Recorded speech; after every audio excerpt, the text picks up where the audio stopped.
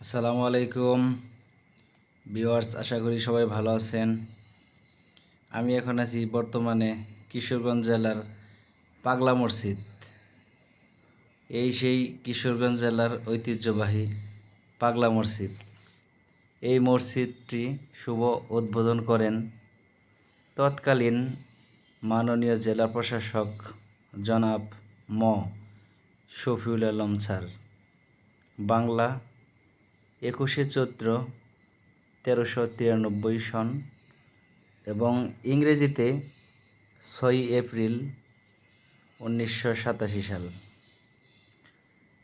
এই পাগলা মসজিদটি কিন্তু কিশোরগঞ্জ জেলার ঐতিহ্য। এই মসজিদের একটু পাশেই, একটু দূরেই, মানে পাশাপাশি রয়েছে সেই কিশোরগঞ্জের ঐতিহ্য গুরুদয়াল কলেজ। এই পাগলা মসজিদটি দেখার জন্য প্রতিদিন দেশ বিদেশ থেকে হাজার হাজার দর্শক এখানে আগমন করে।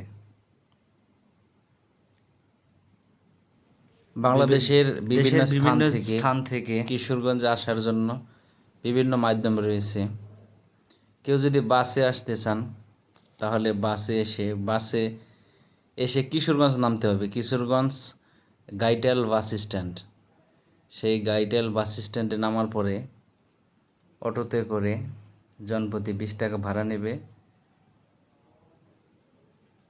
পাগলা মসজিদে আসার জন্য। আর যারা ট্রেনে আসলে তারা কিশোরগঞ্জ রেলওয়ে স্টেশন আছে, সেখানে নামবেন। সেখান থেকে অটোতে করে 20 টাকা বা 25 টাকা এরকম ভাড়া নেবে পাগলা মসজিদে আসার জন্য। তো এখানে হিন্দু, বৌদ্ধ, খ্রিস্টান ধর্মবর্ণ নির্বিশেষে অনেক লোকজন আসে এখানে এই দৃশ্যটি দেখার জন্য, এই মসজিদটি দেখার জন্য। অনেকে এসে এখানে দান করে। ভিতরে দান বাক্স আছে। এখন যে দৃশ্যটি দেখতে পাচ্ছেন এটা বাহিরের দৃশ্য। বাহির থেকে এই সামনে মাঠ আছে, মাঠ, অনেক লোকজন দেখেন, কেউ ছবি তুলতেছে, অনেকে আবার কন্টেন্ট তৈরি করতেছে। অনেক সুন্দর পরিবেশ, দৃষ্টিনন্দন। উপরে যে 3টি সবুজ গম্বুজ দেখা যায়, আর ওইটা হলো মিনার, এটা মিনার।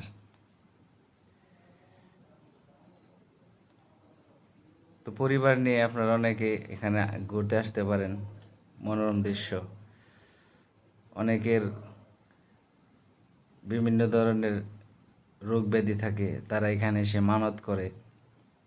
অনেকে মানত করলে নাকি আল্লাহ সে মনের আশা পূর্ণ করে। এই যে বাইটি দেখতে পাচ্ছেন, সে ব্লগ করতেছে এখানে। এটা হলো মিনার, পাগলা মসজিদের মিনার। এটা হলো প্রধান ফটক। ওই লেখা আছে দেখেন, পাগলা মসজিদ ও ইসলামিক কমপ্লেক্স, হারোয়া, কিশোরগঞ্জ। এখন যে দৃশ্যটি দেখতে পাচ্ছেন এটা হলো পশ্চিম পাশ, তার এই পাশে যে বেলি ব্রিজ, এটা উত্তর পাশ। যে মানুষ ছবি তুলতেছে, অনেকে ড্রোন দিয়ে ভিডিও ধারণ করতেছে। আসলে এখানে আসলে অটোমেটিক শরীরটা ঠান্ডা হয়ে যায়।